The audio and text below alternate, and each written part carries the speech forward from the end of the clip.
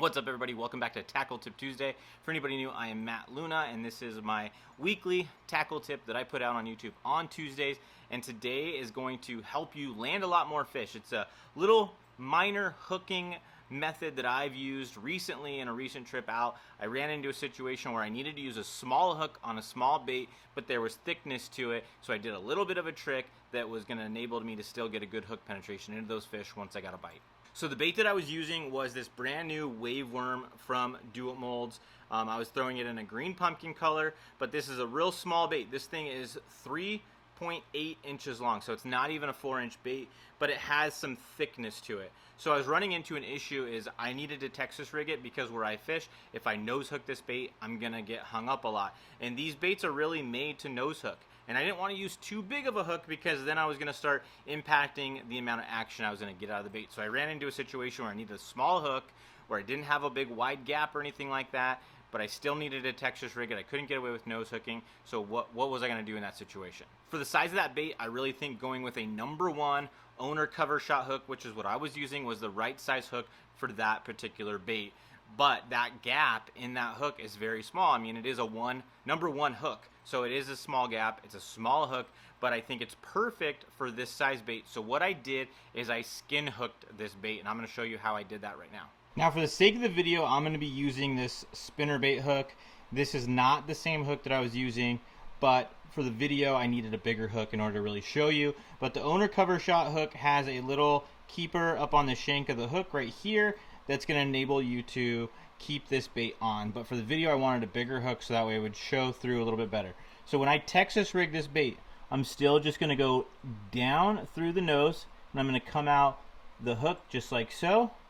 And then you're going to thread it all the way up, and you're going to come across like this. Now, traditionally, when you're going to Texas rig a bait, you're going to go right through the middle just like so. Okay? That would be your typical Texas rig.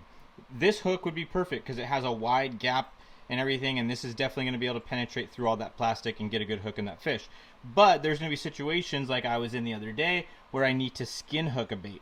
So what you're going to do is you're just going to take this hook and you're going to skin hook it right along the side of the bait just like so. So that way you keep it weedless, but that hook is still inside. You're not going to be hanging it up, but as soon as that fish bites, it's going to get hooked, and you're going to be able to get a good amount of hook into that fish, even though that's a small hook inside the bait. But like I said, I was using a #1 size hook when I was out fishing the other day. In this video, this is a 3/0 spinnerbait hook, but for the sake of the video, you're going to be able to see exactly what I mean by skin hooking the bait.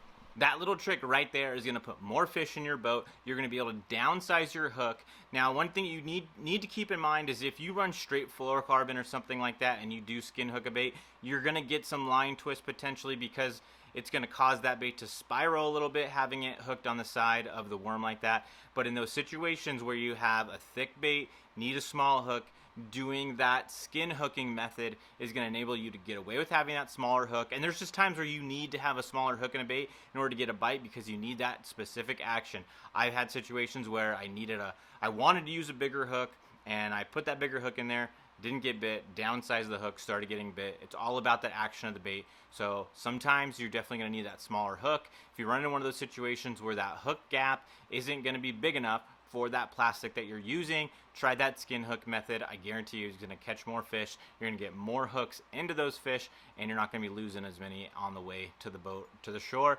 I hope you guys enjoyed today's Tackle Tip Tuesday video. If you liked it and want to see some more, make sure to subscribe to the channel. And if you want to see these baits getting made that I showed you in this video, make sure to tune in to my next video. See you guys later. See ya!